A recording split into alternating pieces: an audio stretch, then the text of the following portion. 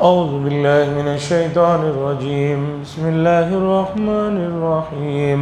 وهو الذي خلق من الماء بشرا فجعله نسبا وصهرا وكان ربك قديرا.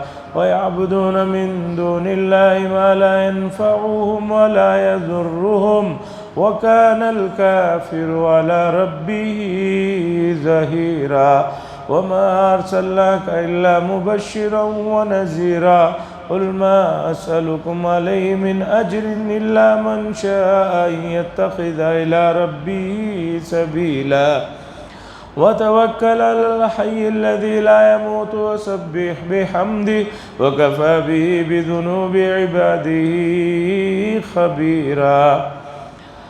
الذي خلق السماوات والأرض وما بينهما في 6 أيام ثم استوى على العرش الرحمن فاسأل به خبيرا. وإذا قيل لهم اسجدوا للرحمن قالوا وما الرحمن أنسجد لما تأمرنا وزادهم نفورا. حضرات، ابھی آخر میں جو آیت پڑھا ہوں یہ سجدے کی آیت ہے. جن لوگوں نے بھی سنی ہے، چاہے وہ نماز میں ہوں یا نماز میں نہ ہوں، وہ بعد میں ایک سجدہ کر لیں. حضرات، یہ سورہ فرقان کا آخری حصہ چل رہا ہے. گزشتہ مجلس میں بات آئی کہ اللہ تبارک و تعالی وحدانیت کے دلائل کو بیان فرما رہے ہیں، اور اللہ تعالیٰ کے جو انعامات ہیں، احسانات ہیں، اور اس کی جو نعمتیں ہیں اس کا ذکر فرما رہے ہیں. اس سے پہلے کی آیت جو آج میں نے پڑھی، اس میں اللہ تعالیٰ نے 2 دریاؤں کا ذکر فرمایا کہ ایک میٹھے پانی کا دریا ہے اور ایک نمکین کھارا اس کا دریا ہے، اور یہ دونوں مل کے چل رہے ہوتے ہیں، لیکن درمیان میں کوئی ایسی دیوار بھی نہیں ہے. لیکن میٹھا پانی کھارے پانی میں مل کر خلط ملط نہیں ہوتا اور کھارا میٹھے میں نہیں ہوتا. اور اس طرح کے کئی جگہ پر دنیا میں دریائے ہیں، ندیاں ہیں، مل کر بہہ کر جاتے ہیں. میں نے ذکر کیا بنگلہ دیش میں بھی ہے. اور خاص طور پر جن حضرات نے دنیا کی سیر کی ہے وہ بڑے عجیب و غریب چیزیں اللہ تعالیٰ نے جو پیدا فرمائی ہیں ان کو دیکھا ہے. اور آج کے زمانے میں دنیا گھومنے کی بھی ضرورت نہیں. بہت سارے حضرات گھر بیٹھے ہوئے سرچ کر کے بھی وہ چیزیں معلوم کر لے سکتے ہیں. اور اسی طریقے پر دنیا کے مختلف ملکوں والوں نے اپنے ملک کے اندر جو خصوصی چیزیں نمایاں ہیں دیکھنے کی، ان پر کتابوں کو بھی بنایا ہے، جمع کیا ہے. آدمی ان کو بھی دیکھ لے تو اسے اندازہ ہو سکتا ہے کہ اللہ نے کیسی کیسی چیزیں اس روئے زمین پر پیدا فرمائی ہے. اور قریب میں ایک پڑوس کے عالم دین نے بڑا اچھا کام کیا. انہوں نے ایک کتاب لکھی، تبرکات انبیاء. تبرکات انبیاء، یہ کتاب میں انہوں نے، اللہ انہیں جزائے خیر دے، اس وقت پوری دنیا میں حضرات انبیاء علیہ السلام کے وہ علاقے جہاں پر وہ مبعوث ہوئے، تحقیق کے ساتھ ان علاقوں کو پہنچ کر وہاں کی رنگین تصویریں، نارمل وائٹ اینڈ بلیک نہیں، رنگین تصویریں، اور کس ملک میں ہیں، کس شہر میں اس وقت وہ ہیں، کہاں سے کہاں تک کا کتنا فاصلہ ہے، اور پھر اس نبی کا ذکر قرآن میں کتنے مرتبہ آیا ہے، کس انداز میں آیا ہے. بہت شاندار انداز میں انہوں نے جمع کر دی اور اعلیٰ درجے کا کاغذ بھی استعمال کیا. کافی ضخیم کتاب ہے، میرے پاس بھی الحمدللہ وہ کتاب تھی، اور گزشتہ کئی سالوں سے میں گزارش کر رہا ہوں، کوئی صاحب لے کر گئے تھے، خوش ہو کر کہ پڑھ کر لا کر دوں گا، الحمدللہ اب تک لا کر نہیں دیے ہیں۔ وہ کتاب پاکستان میں چھپی تھی تو انہوں نے کاغذ کا بڑا اعلیٰ معیار رکھا تھا، پھر ہمارے ملک والوں نے، یہاں کے کتب خانے والوں نے پیسے کمانے کے خاطر انتہائی معمولی کاغذ میں اس کتاب کو چھاپ کر، تاکہ غریب آدمی بھی اپنے پاس رکھ سکے، ایسا یہ کیا ہے۔ اور خوشی کی بات یہ ہے کہ اب وہ کتاب نیٹ پر بھی PDF کی شکل میں ملتی ہے، تبرکات انبیاء اس کا نام ہے۔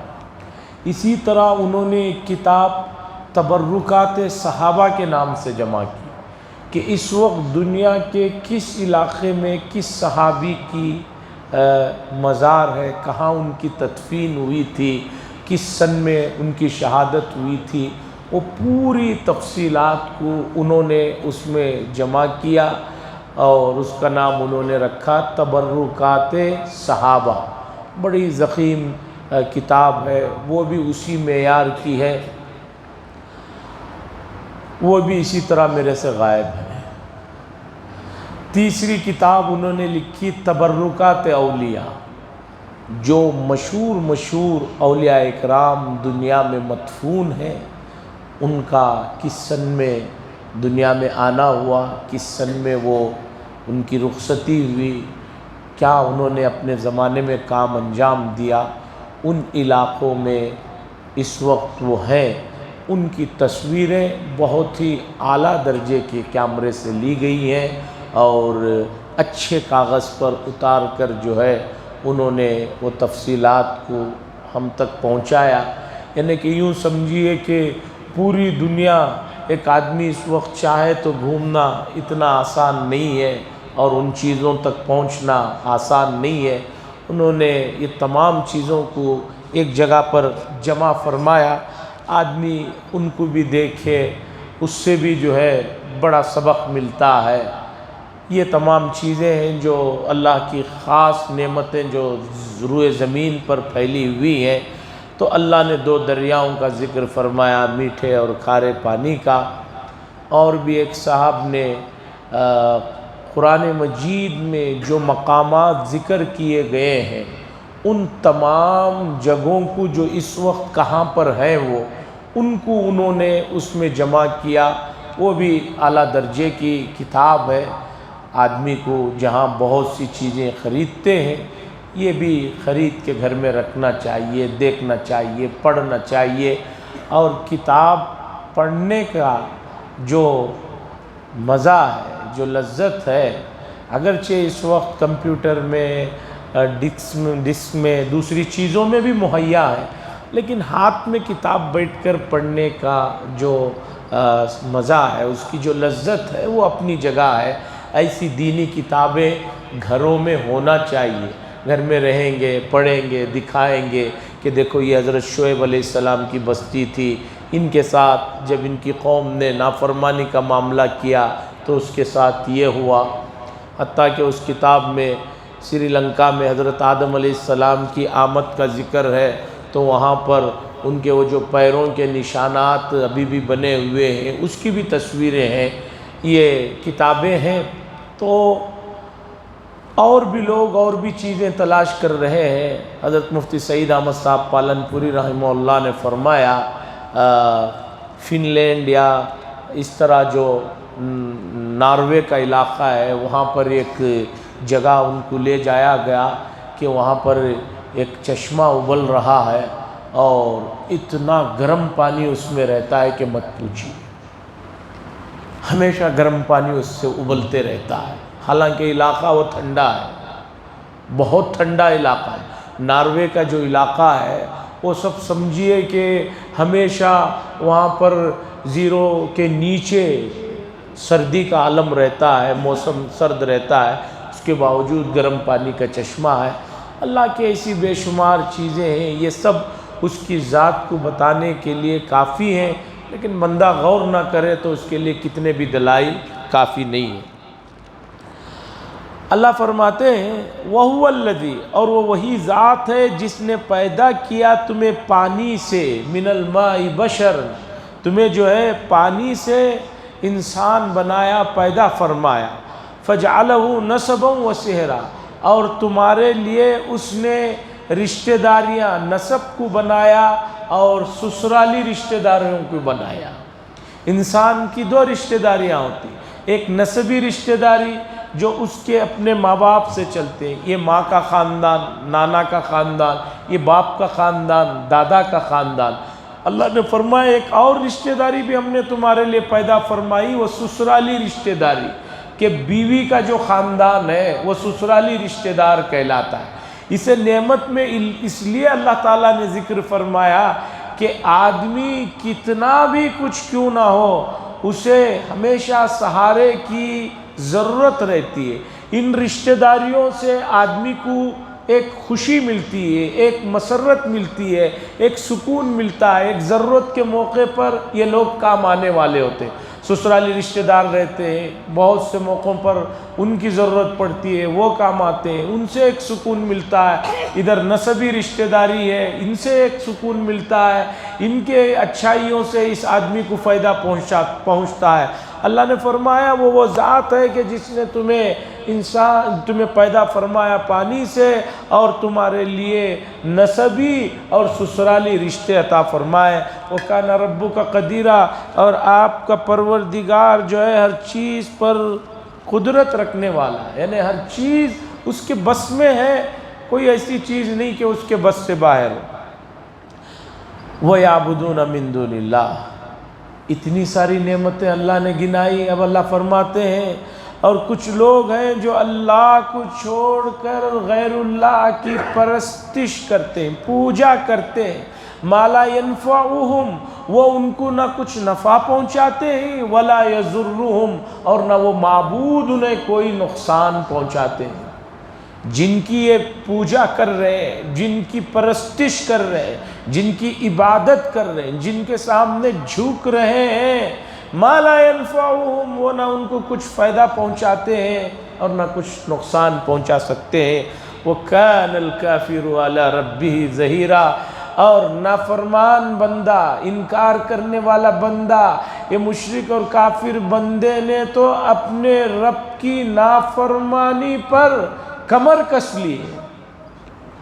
عَلَى رَبِّهِ ظَهِيرًا، یعنی اس کو بس طے کر لیا ہے کہ مجھے نافرمانی ہی کرنا ہے، مجھے ناشکری ہی کرنا ہے، مجھے اللہ کی نعمتوں کا انکار ہی کرنا ہے، کمر کس لیا ہے۔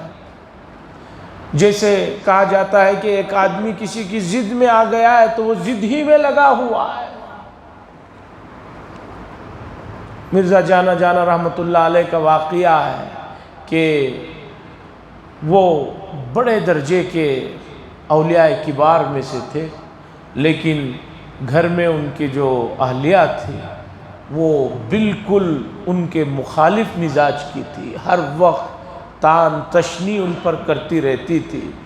کئی مرتبہ دور دور سے لوگ آتے، گھر پر جاتے، دستک دیتے اور پوچھتے کہ حضرت ہیں؟ تو حضرت تو گھر میں نہ ہو تو ان کی حالیہ وہیں سے کھڑے ہو کر گھر کے اندر سے بہت برا بھلا کہتی کہ تم لوگوں کا بھی ناس ہو، تم جنہیں اللہ والے اور بزرگ سمجھ رہے ہو وہ کچھ نہیں ہے۔ اس عورت نے تو کمر کس لیا تھا۔ کئی لوگوں نے حضرت سے کہا کہ آپ اسے چھوڑ کیوں نہیں دیتے؟ حضرت نے فرمایا کہ بھئی اس کی ایذا رسانی پر صبر کرنے کی وجہ سے تو مقامات مل رہے ہیں، تو ان مقامات سے کیسے میں مستغنی ہو سکتا؟ اور دوسری بات یہ ہے کہ میرے نکاح سے نکلے گی تو کسی اور مومن کا جینا حرام کرے گی، میں کیوں کسی اور کے جینے کو برباد کروں، یہی رہنے دو۔ تو اس عورت کا واقعہ ہے، کسی دن اس عورت نے حضرت سے کہا کہ آپ بڑے ولی بنے گھومتے پھرتے ہیں، میں نے آج دیکھا ایک بڑے ولی کو کہ میں آنگن میں کھڑی تھی، وہ ہواؤں میں اڑ کر جا رہے تھے۔ تو حضرت نے پوچھا کہ جو ہوا میں اڑ کر جا رہے تھے ان کو تم ولی مانتی ہو، ان کو بزرگ مانتی ہو؟ وہ کہنے لگے ہاں کیوں نہیں مانوں گی، ہوا میں اڑ کر جا رہے ہیں، کرامت ہے۔ حضرت نے فرمایا کہ اللہ کی بندی وہ میں ہی تھا جو اڑ کر جا رہا تھا۔ تو اس عورت نے کہا اچھا تبھی تو ٹیڑے ٹیڑے اڑ کر جا رہے تھے، تو اس نے نافرمانی پر کمر کس لی تھی۔ اس طرح اللہ فرما رہے ہیں وَكَانَ الْكَافِرُ عَلَىٰ رَبِّهِ ظَهِيرًا، اور کافر نے تو کمر کس لی ہے اللہ کی نافرمانی پر، اللہ کی جو ہے ناشکری پر۔ اب آگے رسول اللہ صلی اللہ علیہ وسلم کو تسلی دے، یہ لوگ نہیں مان رہے، رسول اللہ صلی اللہ علیہ وسلم کو تکلیف ہو رہی ہے، پریشانی ہو رہی ہے کہ بھی ایمان میں کیوں نہیں آ رہے۔ اللہ نے فرمایا وَمَا أَرْسَلْنَاكَ إِلَّا مُبَشِّرًا وَنَذِيرًا، ہم نے آپ کو نہیں بھیجا مگر خوشخبری دینے والا اور جو ہے خبردار کرنے والا بنا کر بھیجا ہے۔ آپ کی ذمہ داری خوشخبری دینا ہے اور خبردار کرنا ہے کہ بھی مانو تو یہ فائدہ ہے، نہ مانو تو تمہارے لیے یہ مسئلہ ہے۔ اس سے زیادہ یہ ایمان میں آتے ہیں نہیں آتے ہیں، اس سے آپ کو غمگین ہونے کی، پریشان ہونے کی اور کوڑنے کی ضرورت نہیں ہے۔ قرآن نے کہا فَلَعَلَّكَ بَاخِعٌ نَفْسَكَ أَلَّا يَكُونُوا مُؤْمِنِينَ، کیا آپ اپنے آپ کو ہلاکت میں ڈال دیں گے اگر یہ لوگ ایمان نہیں لائیں گے؟ مَا أَنزَلْنَا عَلَيْكَ الْقُرْآنَ لِتَشْقَىٰ، ہم نے قرآن آپ پر اس لیے نازل نہیں فرمایا کہ اس کی وجہ سے آپ مشقت میں پڑ جائیں، آپ سنا دیں، سمجھا دیں، مانتے ہیں تو ٹھیک، نہیں مانتے ہیں تو ان کا انجام ان کے ساتھ رہے گا۔ یہ تمام آیتیں بتا رہی ہیں کہ رسول اللہ صلی اللہ علیہ وسلم بہت زیادہ مومنین کے فلاح اور انسانیت کی کامیابی کے لیے کوشاں رہتے تھے، اور قرآن نے کہا بڑا عجیب لفظ استعمال کیا، حریص علیکم بالمؤمنین رؤوف الرحیم، ہم نے ایسا نبی بھیجا ہے جو تمہارے اوپر بہت زیادہ حریص ہے، بہت زیادہ چاہتا ہے کہ تم جو ہے سب کے سب کامیاب ہو جاؤ۔ یہ نبی کی صفت ہے، ان کی شان ہے، ہم بھی ان کے امتی ہیں، ہمیں بھی اپنے اندر اللہ نے جتنی طاقت، قوت، صلاحیتیں دی ہے، ان صلاحیتوں کے ساتھ، ان صلاحیتوں کے ذریعے سے، ان طاقتوں کے ذریعے سے، ان ایکٹیویٹیز کی ذریعے سے ہم بھی مومنین کا اور انسانوں کا بھلا چاہیں۔ یہ مومن کی شان ہونی چاہیے کہ بھی کسی طرح میرے سے کسی کو فائدہ پہنچے، میرے سے کوئی کامیاب ہو جائے، تاکہ میں بھی نبی والی شان، نبی والی صفت کا کچھ حصہ اپنے اندر پیدا کروں۔ اور اس سلسلے میں جب بہت سے لوگ یہ کہتے ہیں کہ ہم چاہتے ہیں کچھ کریں لیکن جو ہے لوگوں کے طعن و تشنیع کی وجہ سے ہماری ہمتیں نہیں ہوتی، تو یہ بات سن لیں، انبیاء کے ساتھ بھی یہی معاملہ ہوتا رہا کہ جب بھی انہوں نے بھلائی چاہی، لوگ تو اعتراض کریں گے، طعن و تشنیع کریں گے، برا بھلا کہیں گے۔ آپ کسی کے برا بھلا کہنے سے، ان کی طعن و تشنیع سے دب کر خاموش ہو کر رہ جائیں گے تو میدان محشر میں آپ بہت حسرت کریں گے ان لوگوں کو دیکھ کر جنہوں نے انسانیت کے لیے اور اپنی قوم کے لیے، اپنی برادری کے لیے کچھ کیا۔ عزیزان محترم، یہ سب چیزیں ہوتی رہیں گی، ہر آدمی اپنی طاقت، وسعت، اپنی حیثیت کے مطابق انسانیت کا بھلا چاہے، یہ اللہ کے نزدیک بڑا پسندیدہ عمل ہے۔ اور آپ کی جو ذاتی عبادتیں ہیں وہ آپ کی حد تک بہت اچھی ہیں، لیکن آپ سے انسانیت کو، قوم کو فائدہ پہنچے، یہ بڑی صفت ہے۔ اس میں بھی آپ کو اپنی وسعت اور حیثیت اور طاقت کے موافق آگے آنا چاہیے، کبھی نہیں رکنا چاہیے۔ قُلْ مَا أَسْأَلُكُمْ عَلَيْهِ مِنْ أَجْرٍ، اے نبی صلی اللہ علیہ وسلم آپ کہہ دیجئے کہ میں اپنی اس تبلیغ پر، اپنی اس واعظ و نصیحت پر، اپنے اس اللہ کی طرف بلانے پر تمہارے سے کسی اجرت کا سوال نہیں کرتا ہوں، کہ مجھے اس کے بدلے میں کچھ پیسہ دو یا مجھے کوئی عہدہ دو یا مجھے کوئی اور میری دنیا کی ضرورتیں میری پوری کرو، اس کا میں سوال نہیں کرتا ہوں، اس لیے تمہیں گھبرانے کی ضرورت نہیں ہے، مجھ سے بدکنے کی ضرورت نہیں ہے، مجھ سے دور ہونے کی ضرورت نہیں ہے۔ الا من شاء ان يتخذ الى ربه سبیلا، میں یہ چاہتا ہوں اے نبی آپ کہہ دیجئے کہ مجھے اس سے کوئی اجرت نہیں چاہیے، میں تو یہ چاہتا ہوں کہ اس سے تم لوگ سیدھی راہ پکڑ لو، اگر تم نے سیدھی راہ پکڑ لی تو یہی میری اجرت ہے۔ اب اللہ تعالیٰ نبی صلی اللہ علیہ وسلم کو اور تسلی دیتے ہیں، یہ کام تو ہوتا رہے گا، یہ تو آپ کر رہے ہیں، آپ بھروسہ کیجئے، کام کرنے کے بعد بھروسہ کیجئے، وَتَوَكَّلْ عَلَى الْحَيِّ الَّذِي لَا يَمُوتُ، اور آپ بھروسہ کیجئے اس ذات پر جو زندہ ہے، جو کبھی فنا ہونے والی نہیں ہے۔ ایک آدمی کوئی کام کرتے ہوئے اسے اگر یہ تسلی رہے کہ جس کے لیے میں یہ کام کر رہا ہوں وہ ہمیشہ رہنے والی ذات ہے، وہ مجھے بدلہ دے گی، تو اسے ہمت آئے گی۔ ایک ایسے آدمی کے لیے کوئی آدمی کام کرنے کے لیے پیچھے ہٹے گا جس کا خود کوئی بھروسہ نہیں ہے، جس کا خود کوئی بھروسہ نہیں ہے کہ بھئی یہ آگے چل کر مجھے اس کا بدلہ دے گا، اس کے لیے اس کا رہنا ضروری، اس کا رہنا ہی کوئی ضروری، اس کا رہنے ہی کا کوئی ٹھکانہ نہیں، تو آدمی کو کام کرتے ہوئے ہمت نہیں ہوتی۔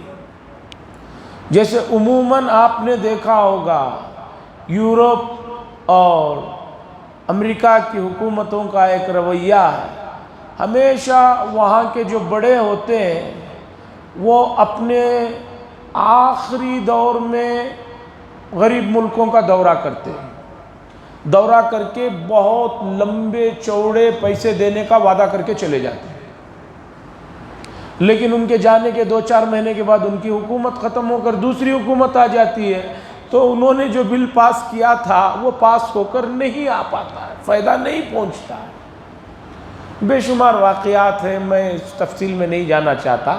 یہاں اللہ فرما رہے ہیں وَتَوَكَّلْ، اور آپ بھروسہ کیجئے اس ذات پر جو زندہ ہے، جو کبھی ختم ہونے والی نہیں ہے۔ جب اس ذات پر آپ بھروسہ کریں گے تو آپ کو کام کرنے میں ہمت آئے گی، ہمیں ہمت آئے گی کہ بھی اللہ ہے، وہ کبھی ختم ہونے والے نہیں، وہ بدلہ دینے والے ہیں۔ وَسَبِّحْ بِحَمْدِهِ، اور اس کے بعد اللہ یہ بھی کہہ رہے ہیں کہ بھروسہ کیجئے، کام کیجئے، وَسَبِّحْ بِحَمْدِهِ، اور حمد و ثنا اور اس کی تسبیح اور تقدیس بھی بیان کرتے رہیے۔ بعض لوگ کام کر رہے ہیں، کام کر رہے ہیں، پورا وقت کام ہی میں لگا دے رہے ہیں، لیکن اللہ کی حمد و ثنا کے لیے وقت نہیں نکالیں گے تو وہ کام بھی مؤثر نہیں ہوگا۔ مولانا الیاس رحمۃ اللہ علیہ کے بارے میں آتا ہے کہ دن میں تو صبح شام لوگوں کے پاس جا رہے ہیں، کھڑے ہو رہے ہیں، ان کو اللہ کی طرف بلا رہے ہیں، تھک جاتے تھے، میوات کے جنگلات میں ان کسانوں کے پاس جاتے، وہ قوم انتہائی سخت دھکے دے کر حضرت کو گرا دیتی تھی۔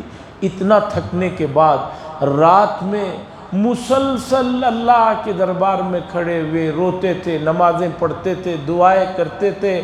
حضرت کی اہلیہ اور دوسرے کہتے ہیں کہ بھئی دن میں تو آپ کام کر رہے ہیں، رات کو تو تھوڑا آرام کر لیجئے۔ حضرت فرمایا کرتے تھے دن کا کام آسان ہونا ہے تو رات کو اللہ کی حمد و ثنا اور اس کے سامنے گڑ گڑانا ضروری ہے۔ اس لیے ہم کام کریں، لیکن اس کام کی کامیابی کے لیے یہ بھی ضروری ہے کہ تھوڑا وقت اللہ کی حمد و ثنا میں بھی لگائے۔ وَسَبِّحْ بِحَمْدِهِ، اور تسبیح بیان کیجئے، اس کی حمد بیان کیجئے، اس کی تقدیس کیجئے۔ وَكَفَى بِهِ بِذُنُوبِ عِبَادِهِ خَبِيرًا، اور اللہ تعالیٰ بندوں کے گناہوں کی خبر رکھنے کے لیے کافی ہے۔ اللہ یہ فرما رہے ہیں کہ یہ مت سمجھو کہ ہم بے خبر ہیں، ہم تمہاری ہر چیز کی خبر رکھتے ہیں، ہر چیز ہمیں معلوم ہے، اور اللہ تعالیٰ اپنے بندوں کے گناہوں کی خبر رکھنے کے لیے کافی ہے۔ یہ کہہ کر اللہ تعالیٰ نے بندوں سے کہا کہ بھائی کوئی بھی گناہ کرتے ہوئے اس بات کا استحضار ضرور کر لو کہ اس چیز کا علم اور اس چیز کی خبر اللہ رکھ رہے ہیں، بندے تاکہ برے کاموں سے رک جائیں۔ یہ اللہ تبارک و تعالیٰ نے انہیں اس انداز میں تنبیہ فرمائے۔ بات سمجھانے کا طریقہ دیکھیے، اللہ فرما رہے ہم خبر رکھنے کے لیے کافی، عقل مند آدمی کے لیے یہ بات کافی ہے کہ بھئی مجھے بچنا چاہیے۔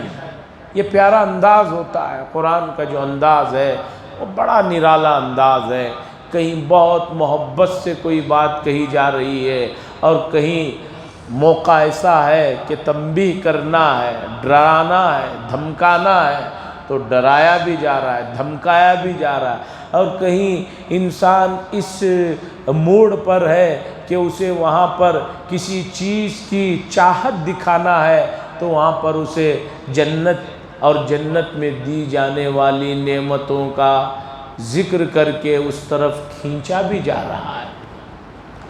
الذی خلق السماوات والارض، اللہ وہ ذات ہے جس نے آسمانوں اور زمینوں کو اور جو کچھ اس کے درمیان میں ہے 6 دن میں پیدا فرمایا۔ زمینوں، آسمانوں اور اس کے درمیان میں جو کچھ ہے اسے 6 دن میں پیدا فرمایا اللہ تعالیٰ نے۔ یہ بات پہلے بہت مرتبہ گزر چکی ہے کہ دنوں کا یہ دن ہفتہ ہے، اتوار ہے، یہ تو سورج اور چاند کے پیدا ہونے کے بعد سے اس کا علم ہوا ہے۔ جب یہ پیدا ہی نہیں ہوئے تھے تو پھر 6 دن میں پیدا کرنے کا کیا مطلب ہے؟ اس کی تفصیلات گزر چکی ہیں۔ یعنی اتنی مقدار جو 6 دن کی مقدار ہوتی ہے، اس مقدار میں اللہ تبارک و تعالیٰ نے پیدا فرمایا۔ اور یہ بات بھی بارہا میں گزرے ہوئے مضامین میں بتا چکا ہوں کہ اللہ تو کسی چیز کو بنانے کے لیے صرف ارادہ کریں تو وہ چیز قائم ہو جاتی ہے۔ یہاں پر بار بار 6 دن میں بنانے کا ذکر کیوں ہے کہ ہم نے یہ چیزیں 6 دن میں بنائی؟ اور قرآن یہ بھی کہہ رہا ہے کہ اللہ جب کوئی چیز بنانا چاہتے ہیں، اذا اراد شیء ان یقول له کن فیکون، تو کہتے ہیں ہو جا، تو وہ ہو جاتی ہے۔ مفسرین نے لکھا ہے ہو جا کا لفظ بھی بولنے کی ضرورت نہیں ہے، وہ تو ہمیں سمجھانے کے لیے یہ انداز اختیار کیا گیا۔ جب ایسی بات ہے تو یہاں 6 دن کا تذکرہ کیوں بار بار؟ یہ بتانے کے لیے امت کو کہ انسان کو ترقی کرنا ہے اور کوئی کام اس کا ہونا ہے تو تدریجاً ہوتا ہے، آہستہ آہستہ ہوتا ہے۔ ایک لمحے میں کام نہیں ہو جاتا کہ ابھی اس نے یہاں پر جو ہے بیج بویا، ابھی صبح میں جو ہے اس کے اندر سے جو ہے پودا اگ جائے، نہیں ہو سکتا۔ آج اس نے ایک کام کی شروعات کی، محنت کی، دوسرے ہی دن رزلٹ دیکھنا بیٹھ جائے، نہیں ہو سکتا۔ ایک مدت ہے، ایک سنت ہے، ایک طریقہ ہے، اس کے حساب سے چل کر وہ چیز کام تک پہنچتی ہے۔ اس لیے صبر کی ضرورت ہے، کوئی بھی کام کرتے ہوئے صبر کی ضرورت ہے، ہمت اور استقلال کی ضرورت ہے، سکون کی ضرورت ہے کہ ہم نے آج یہ کام شروع کیا، دوسرے ہی دن اس کا رزلٹ آ جائے، ایسا نہیں ہو سکتا۔ اس کا رزلٹ آئے گا، اگر تسلسل سے کام ہوا تو آئے گا، اور اس کے بعد مسلسل آتا رہے گا۔ دنیا کا سب سے بڑا جو انعام دیا جاتا ہے سالانہ، نوبل پرائز، کچھ اس طرح کا نام ہے۔ یہ کئی سال پہلے ایک آدمی نے اپنی جمع پونجی کسی کام میں لگا دیا اور یہ کہا کہ اس سے جو منافع ہوتا ہے اس منافع کا اتنا حصہ سالانہ پوری دنیا میں کچھ مخصوص فیلڈ میں کام کرنے والوں کو انعام کی شکل میں دیا جائے، اور ہر سال دیا جاتا ہے۔ جن کو وہ دیا جاتا ہے وہ بڑی رقم ہوتی ہے اور بڑا اعزاز ہوتا ہے، پوری دنیا میں ان کے نام، ان کی تصویریں، ان کے بارے میں چرچے ہوتے ہیں۔ اور آپ جانتے ہیں جس آدمی نے اس کی بنیاد رکھی اور اپنا جو چھوٹا سا سرمایہ چھوڑ کر گیا تھا، آج وہ سرمایہ ہوتے ہوتے اتنا ہو گیا ہے کہ کئی سو سال تک بھی جو ہے اسے تقسیم کیا جاتا رہے تو اس سرمایہ میں کوئی کمی ہونے والی نہیں۔ بتانا یہ ہے کہ صبر کی ضرورت ہے، استقامت کی ضرورت ہے۔ اس لیے قرآن نے فرمایا جب ہم اشارے میں ایک کام کر سکتے ہیں، ہم نے یہ کام 6 دن میں کیا ہے، تو تمہیں بھی کوئی کام کرتے ہوئے ذرا تحمل کی، صبر کی، استقامت کی ضرورت ہے۔ ثم استوى علی العرش، پھر اللہ تبارک و تعالی عرش پر استوا فرمایا۔ عرش استوا 16ویں پارے میں یہ لفظ آئے، وہاں پر تفصیل گزری کہ یوں سمجھیے کہ ہر بادشاہ کے لیے اس کا ایک تخت ہوتا ہے، اس کی ایک سلطنت کے عظمت اور اظہار کے لیے اس کا تخت ہوتا ہے۔ اللہ عرش پر استوا ہوئے، یہ ان معانی اور مفاہیم میں سے ہے کہ جو انسان اپنی محدود عقل کے مطابق نہیں سمجھ سکتا۔ میں اگر یہ کہوں کہ میں کرسی پر بیٹھا تو آدمی کو فوراً ذہن میں ہوتا ہے کرسی ایسی ہوتی ہے، ایسا بیٹھا۔ اللہ تعالیٰ ان تمام چیزوں سے ماورا ہے۔ آدمی اپنے حساب سے نہ سوچے کہ جیسے میں تخت پر ایک کرسی پر، اتنی بڑی کرسی پر بیٹھا ہوں تو اللہ کا بھی ایک جسم ہے، ان کی بھی اس طرح کی ایک مخصوص کرسی ہوگی، اس طرح کی چیزیں نہ سوچے۔ یہ کہے کہ کما یلیق بجلالی، اللہ کی جو شان ہے، اس کی جو عظمت ہے، اس کے لائق اللہ تبارک و تعالیٰ نے عرش پر استوا فرمایا، قائم ہوئے۔ الرحمن فاسأل به خبیرا، رحمان کے بارے میں، وہ رحمان ہے، اس کے بارے میں کسی جاننے والے سے اس کی عظمت کو پوچھئے۔ مشرکین مکہ اللہ کو تو مانتے تھے، لیکن اللہ کے جو نام رحمان ہے اسے نہیں مانتے تھے۔ وہ کہتے تھے کہ بھی رحمان کون ہے ہمیں نہیں معلوم۔ تو اللہ نے فرمایا کہ رحمان کی کیا شان ہے، رحمان کا کیا مقام ہے، مرتبہ ہے، اس کی عظمت ہے، اس کی بلندی ہے۔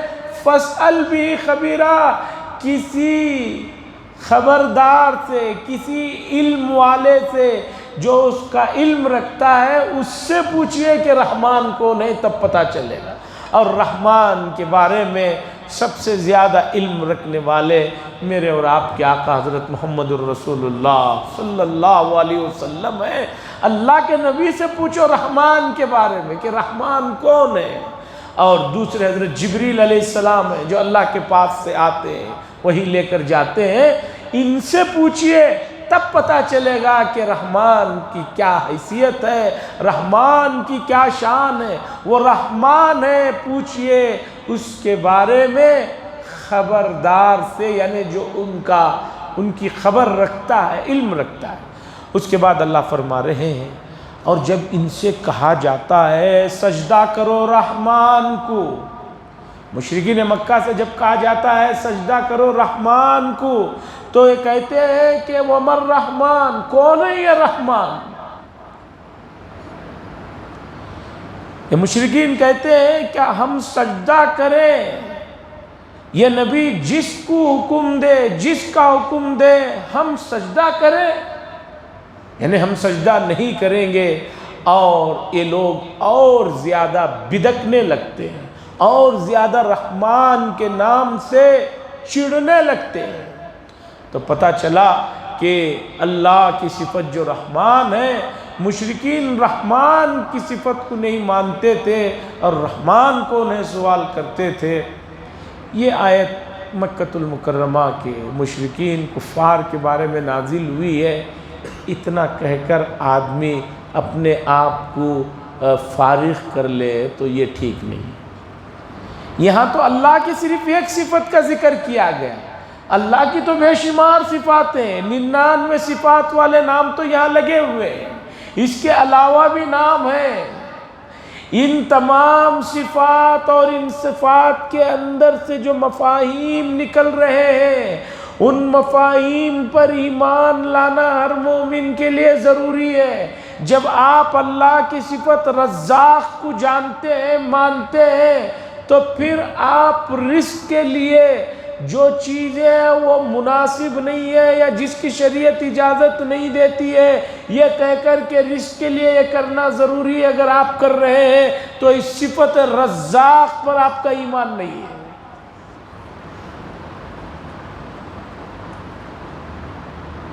تو یہ آیت ہمیں بتا رہی ہے کہ رحمان کی جو بھی صفات ہیں، اللہ تعالیٰ کی جو بھی صفات ہیں، ان صفات کا علم رکھنا چاہیے۔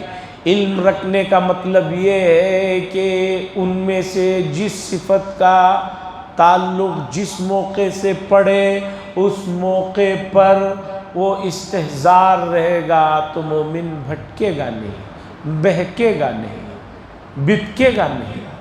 آج مسئلہ یہ ہے کہ اللہ تعالیٰ کے جو صفاتی نام ہیں ان ناموں کو یاد کرنا چاہیے، ان کے مفاہیم کو سمجھنا چاہیے، سمجھ کر اتنا محفوظ رکھیں کہ زندگی کے ہر مرحلے میں کسی نہ کسی موڑ پر کوئی مسئلہ پیش آتا ہے تو اگر وہ صفت آپ کو مستحضر رہے گی تو آپ کو بڑی تسلی رہے گی، بڑا اطمینان رہے گا کہ اللہ کی صفت یہ بھی ہے الخبیر، اللہ علم رکھنے والے ہیں، خبر رکھنے والے ہیں، تو مجھے پریشان ہونے کی کیا ضرورت ہے؟ جو معاملہ میرے ساتھ ہو رہا ہے اس کی تو خبر اللہ کے پاس ہے، تو اگر میں مظلوم ہوں تو اس کا جو ہے بدلہ اللہ کے یہاں ملے گا۔ تو یہ تمام چیزیں ہیں، اس کی طرف توجہ دینے کی ضرورت ہے۔ پھر ایک مرتبہ گزارش ہے کہ یہ جو آخری آیت جسے میں نے پڑھا آپ کے سامنے، ایک سجدے کی آیت ہے، اس سجدہ کر لیں، اب کر لیں، یہ جب موقع ملے کر لیں۔ اللہ سے دعا فرمائے اللہ تبارک و تعالیٰ سنی ہوئی باتیں اور اس کے تقاضوں پر عمل کرنے کی توفیق نصیب فرمائے۔ وآخر دعوانا الحمدللہ رب العالمین۔ لک الحمد و لک شکریہ اللہ، اللہم صلی علی سیدنا شفیعنا نبینا حبیبنا مولانا محمد بارک وسلم۔ اللہم انت السلام و منک السلام و تبارک ذا الجلال والاکرام۔ صلی اللہ تعالی وسلم علی خیر خلقہ محمد وعلی آلہ وصحبہ اجمعین والحمدللہ رب العالمین۔